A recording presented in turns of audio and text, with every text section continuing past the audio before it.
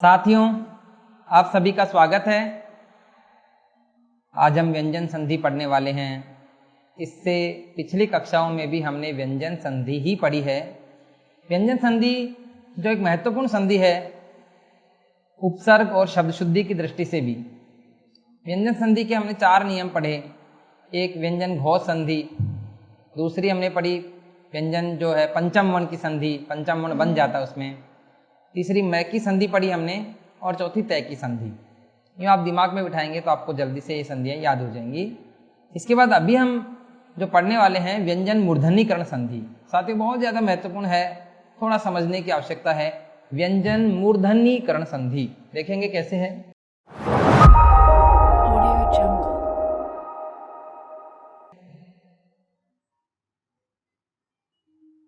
व्यंजन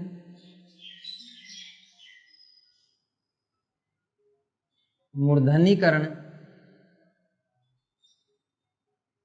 संधि।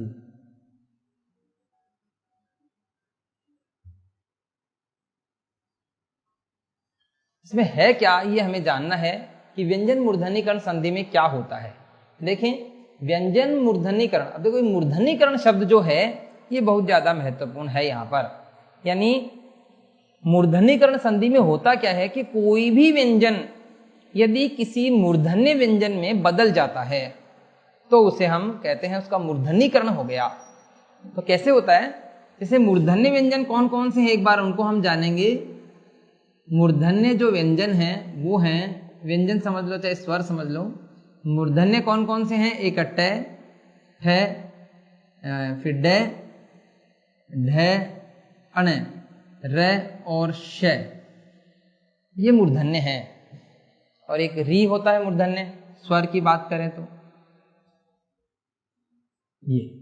ये देखेंगे, ये हमारे मूर्धन्य स्वर और व्यंजन है।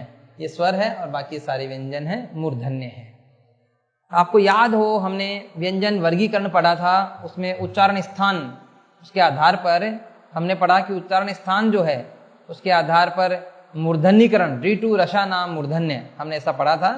तो इसमें क्या था कि ये सब व्यंजन क्या थे, मूर्धन्य व्यंजन थे। इनका जो उच्चारण है वो कहाँ से होता है, यानी मुख के सबसे ऊंचे स्थान पर होता है।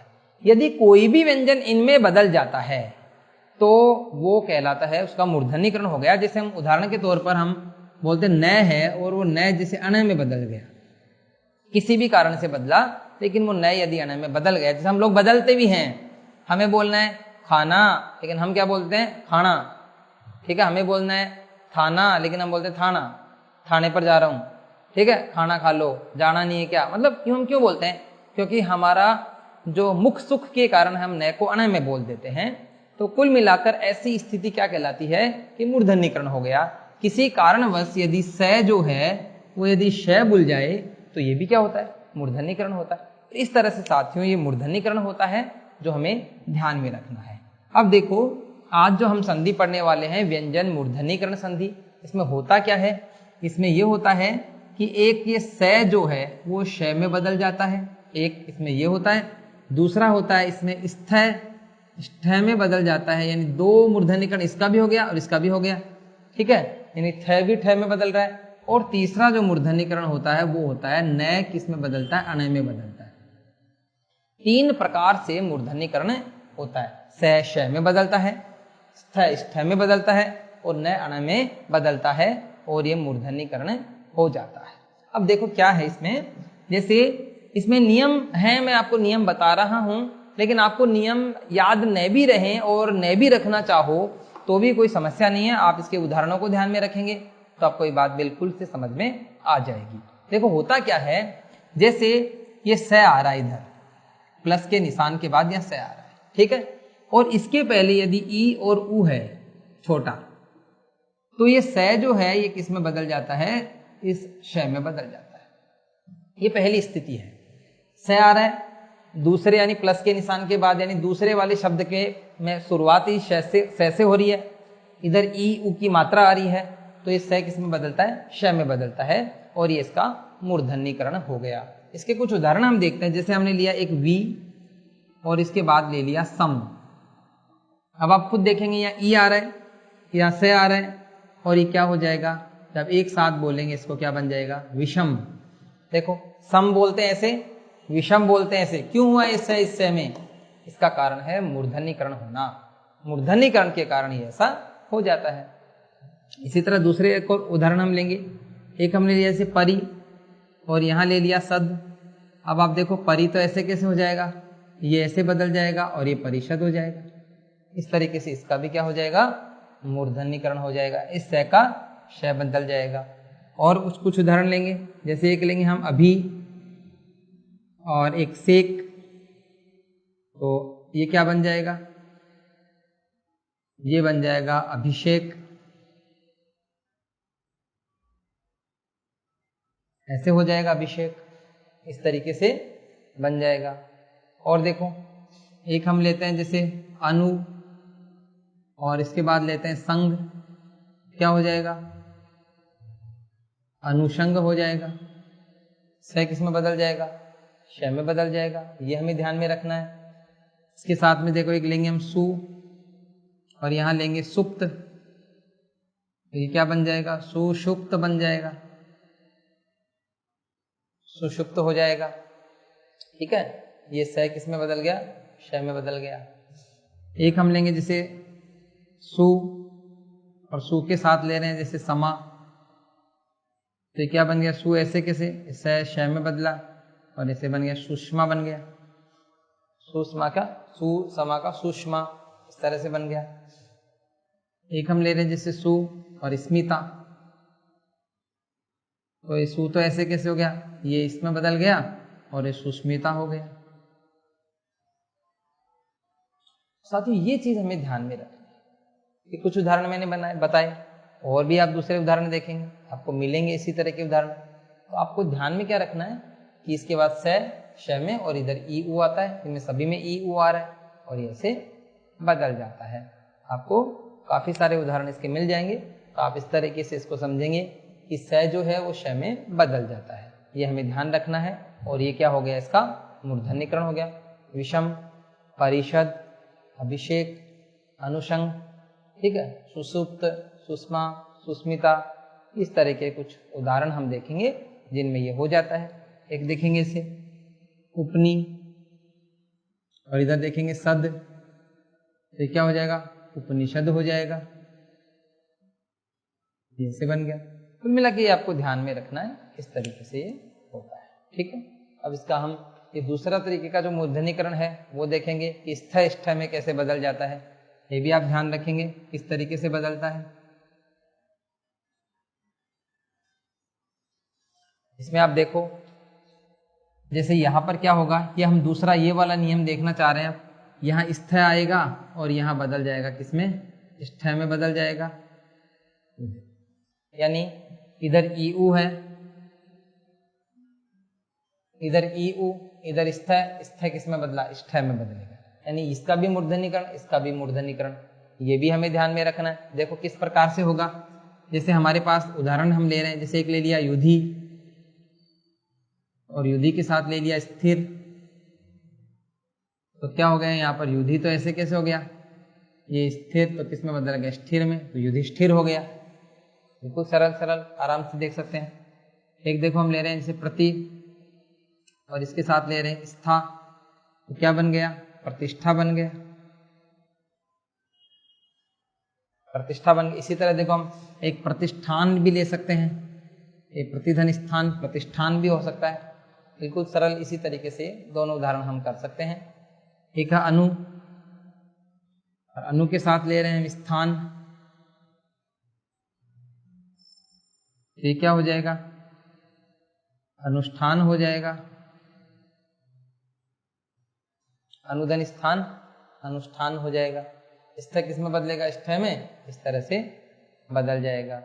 इसी तरह देखेंगे आप जैसे एक लिया वी और स्था, वी और स्था का क्या बन जाएगा, विष्ठा बन जाएगा,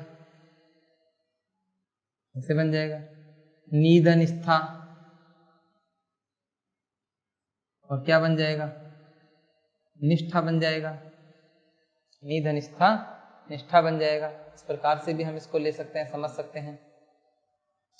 कोई ज्यादा मुश्किल काम नहीं है स्थ को किस में बदलना है, ष्ठ में बदलना है। तो आप अच्छे से समझेंगे कि कौन कौन से उदाहरण हमें लेने हैं, किस तरीके के उदाहरण आ रहे हैं। आप इस तरह से इनको आराम से समझ सकते हैं। ठीक है, तो देखो ष्ठ किसमें बदला, ष्ठ में बदला। ठीक है, ये आपको ध्यान में रखना है।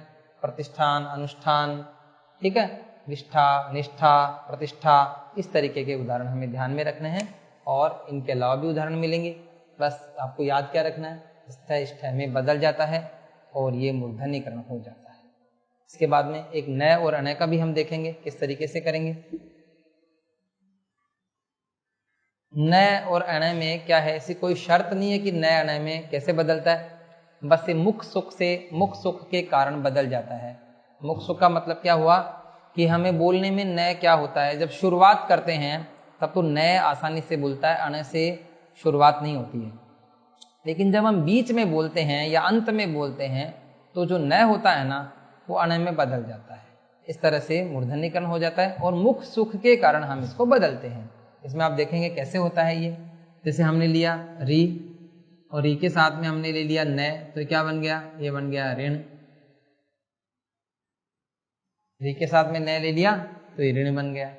ठीक है, इसी तरह देखो प्रय और प्रय के साथ में नय ले लिया तो क्या बन गया, प्रण हो गया।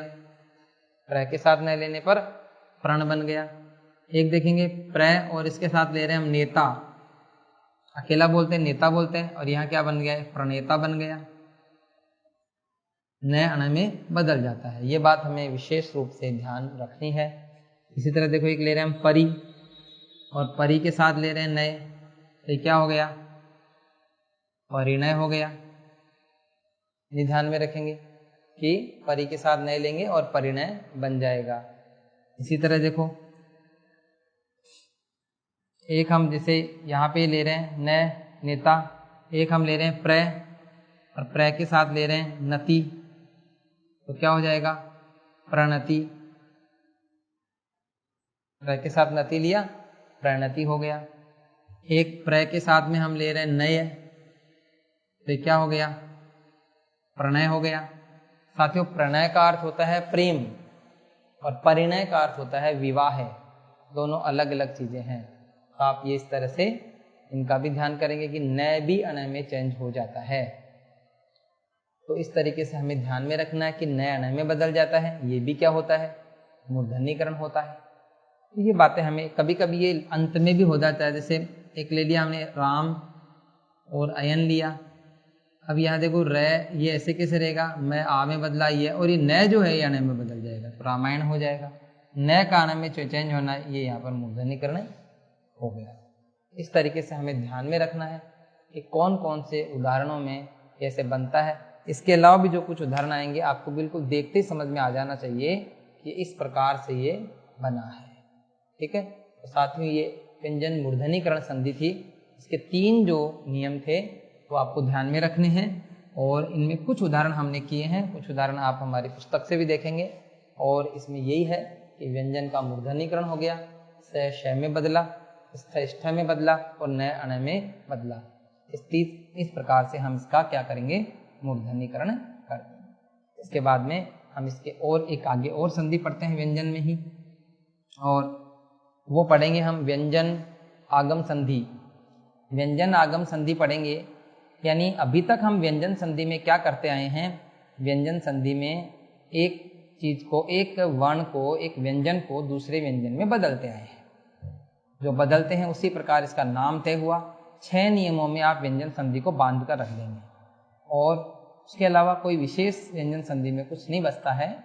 तो एक हमने पहले घोष वाला नियम, एक पंचम वर्ण का, एक मैकी संधि, एक तैकी संधि, और आज हमने अभी पढ़ी मूर्धन्यकरण संधि। ये हमें ध्यान रखना है। अभी हम एक और नियम इसमें पढ़ेंगे जो इसका अंतिम नियम होगा हमारी तरफ से, हम अंतिम नियम पढ़ेंगे, और वो है व्यंजन आगम संधि। इसको आप जानेंगे क्या होता है। देखो व्यंजन आगम संधि, व्यंजन आगम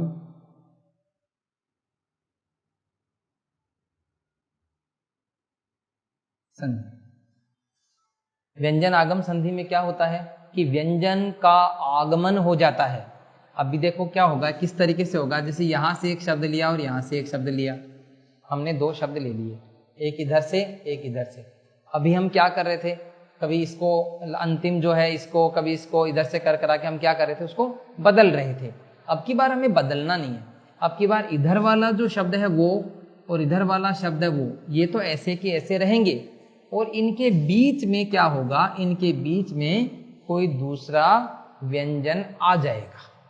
ये भी ऐसे रहेगा, ये भी ऐसे रहेगा, बदलेगा कुछ नहीं, इन दोनों के अंदर एक नया व्यंजन आ जाएगा, लेकिन जो आएगा वो व्यंजन होगा। इसीलिए क्या है, व्यंजन आगम संधि, और इसे व्यंजन संधि के अंतर्गत ही लेते हैं। देखो कैसे होगा, समझना इसको। जैसे इसमें आगमन किस किस का होता है, एक इसमें जो आगमन होता है वो इस शय का होता है, दूसरा आगमन इस शय का होता है और तीसरा एक आगमन इस चय का होता है। 3 प्रकार से हम आगमन पढ़ेंगे और ये हमारी संधि जो है व्यंजन आगम पूरी हो जाएगी। देखो इस शय का आगमन कब होता है, इसकी अकेले की बात करेंगे हम, इस शय की। इसका आगमन क्या होता है कि यहाँ इस तरफ तो केवल परी शब्द आता है, बस परी लिखा हुआ आएगा, और यहाँ जो है वो क्री धातु के शब्द आते हैं, क्री धातु से बने जो शब्द हैं वो शब्द यहाँ पर आते हैं। और वो क्री धातु वाले शब्द कौन कौन से हैं, कार, एक हम लेते हैं करण, एक कृत, एक है इसमें कृति और एक कर्ता। ये शब्द हमने लिए, ये क्री धातु से बने हुए शब्द हैं। समझ के बहुत सरल। देखो इसके फिक्स उदाहरण हो गए कि यहाँ परी आएगा और क्री धातु के शब्द, क्री धातु के शब्द ये हो गए। ये जब आते हैं तो बीच में ये शय जो है ये आ जाएगी, ये हल चिन्ह लगा हुआ मतलब आधा शय आएगा। इसके उदाहरण किस तरह से बनेंगे, देखो जैसे हमने लिया परी और यहाँ ले लिया कार, तो यहाँ पे देखो परी तो ऐसा कैसा रह जाएगा, और ये शय है, ये बीच में आगम यानी आगमन हो जाएगा, आधा है आधा होगा, और ये कार जोड़ दीजिए तो क्या हो गए, परिष्कार हो गए। साथियों अभी देखने मात्र से आपको सारा समझ में आ रहा होगा कि क्या क्या बनने वाला है, परिष्करण, परिष्कृत, परिष्कृति, परिष्कर्ता, इस तरह से बनेगा। देखेंगे एक हम ले लेंगे परी और इसके साथ में ले रहे हैं जैसे कर्ण, तो परी तो ऐसे कैसे रह जाएगा और ये बन जाएगा, तो क्या हो जाएगा, परिष्करण हो जाएगा। इसी तरह तीसरा हम अगला ले रहे हैं परी, और परी के साथ क्या ले रहे हैं हम, कृत, तो क्या है, परिष्कृत हो जाएगा, ये परिष्कृत हो गया। फिर देखो परी और परी के साथ में हम आगे क्या ले रहे हैं, कृति ले रहे हैं, तो कृति ले रहे हैं तो परिष्कृति हो गया।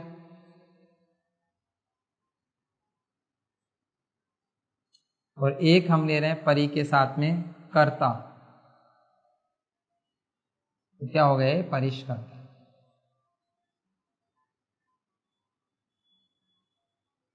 इस प्रकार से हम ये 5 उदाहरण इसके लेते हैं और इसमें इनके बीच में किसका आगमन हो जाता है, इस शय का आगमन हो जाता है। बहुत सरल है, एक क्री धातु से बने शब्द इसमें आपको लेने हैं। साथ ही इसके बाद हम दूसरा एक और आगमन देखेंगे। अब की बार हम देख रहे हैं कौन किसका आगमन होगा, स का आगमन। देखें इस स की बात कर रहे हैं हम, स, इसका आगमन कब होगा, जब यहां आएगा सम। यहाँ पे परी की जगह क्या ले रहे हैं, सम ले रहे हैं, और यहाँ क्री धातु यानी क्री धातु से बने शब्द ही आएंगे इस बार भी, यानी यहाँ आगे कोई चेंज नहीं होगा, केवल यहाँ सम ले लेंगे। सम लेते ही क्या होगा, ये मैं तो बदल जाएगा बिंदी के रूप में, और यहाँ पर इनके बीच में क्या होगा, ये क्री धातु के शब्द आएंगे ही आएंगे और बीच में स का आगमन। देखो किस प्रकार एक उदाहरण से समझ में आएगा आपको। सम और इधर ले लिया हमने कार, देखो आप समझेंगे क्या होगा, स ऐसे कैसे रहेगा, इस मैं को बिंदी में बदल दीजिए, इस स का आगमन कर दीजिए और कार लिख दीजिए, संस्कार हो जाएगा।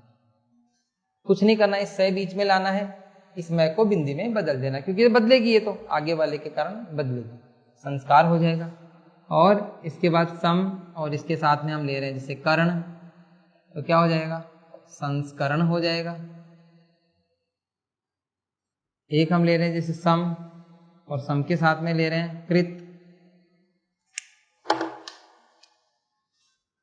तो ये क्या हो जाएगा,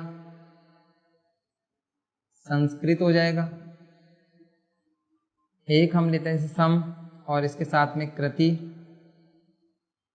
क्या हो जाएगा, संस्कृति हो जाएगा।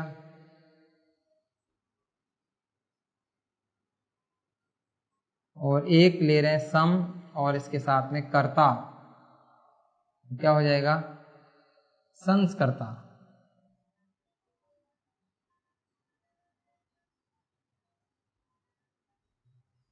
इस प्रकार से ये क्या है, ये हमारे शब्द जो हैं वो हमें बनाने हैं। तो ठीक है, स का आगमन हो गया, दो तरीके से हमें ध्यान में हो गई। परी आएगा, परी री छोटी, तो ये श आ जाएगा। सम आएगा तो ये स आएगा। थोड़ा सा ध्यान में रखेंगे, आराम से समझ में आ जाएगा। अगला देखेंगे इसका एक और नियम।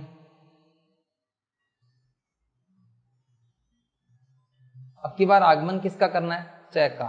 अब देखो च क्या होता है, च जो है वो इस छ का दोस्त होता है, इसका एक दोस्त होता है छ। यानी अब च का आगमन करेंगे हम।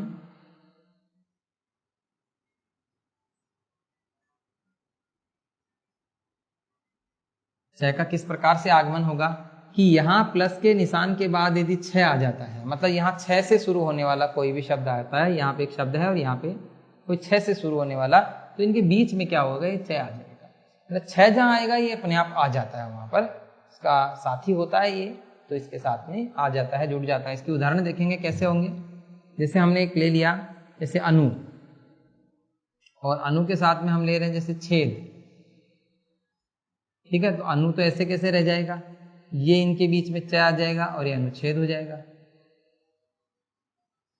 बहुत ही सरल तरीके से इसको समझेंगे।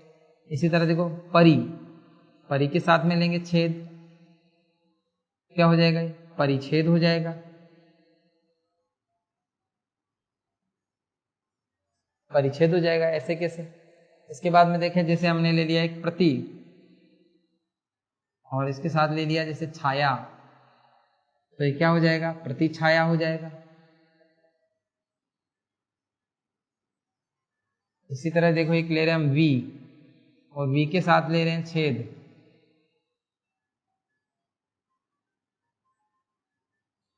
तो ये क्या हो जाएगा, विच्छेद हो जाएगा। एक ले रहे हैं देखो वी, और वी के साथ ले रहे हैं छिन्न, तो ये क्या हो जाएगा, विच्छिन्न हो जाएगा।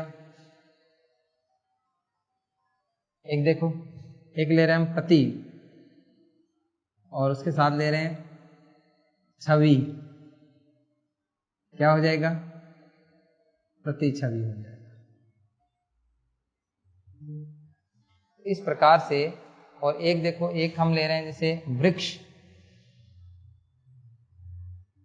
और इसके साथ ले रहे हैं छाया, क्या हो जाएगा, वृक्ष छाया। इनके बीच में भी छ का आगमन हो जाएगा। इस प्रकार से करेंगे। और एक हम और ले लेते हैं जैसे तरु, और तरु के साथ छाया लेंगे, तो क्या बन जाएगा, तरु छाया।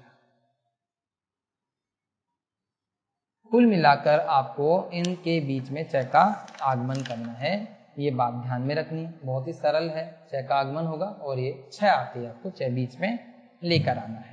इस तरीके से आपकी ये, इसके भी काफी सारे उदाहरण आपको और मिल सकते हैं जहाँ पे छ आता है आगे और छ बीच में आ जाता है। ये बात आपको ध्यान में रखनी है। और हमने अभी जो आज है वो इसमें दो संधियां जो पढ़ी, एक थी मूर्धन्यकरण, उसमें भी तीन थे, स श में बदलता है, स्थ ष्ठ में और नयन में। और आगमन, व्यंजन का आगमन होता है, इसमें भी एक तो श का आगमन है परी आने पर और क्री धातु, स का आगमन होता है सम आने पर और क्री धातु, और च का आगमन होता है जब छ आ जाए आगे। और दो बहुत ही सरल सरल संधियां हमने पढ़ी हैं। आप इनका अभ्यास करेंगे, वीडियो को बार बार देखेंगे। आज के लिए इतना ही साथियों, धन्यवाद।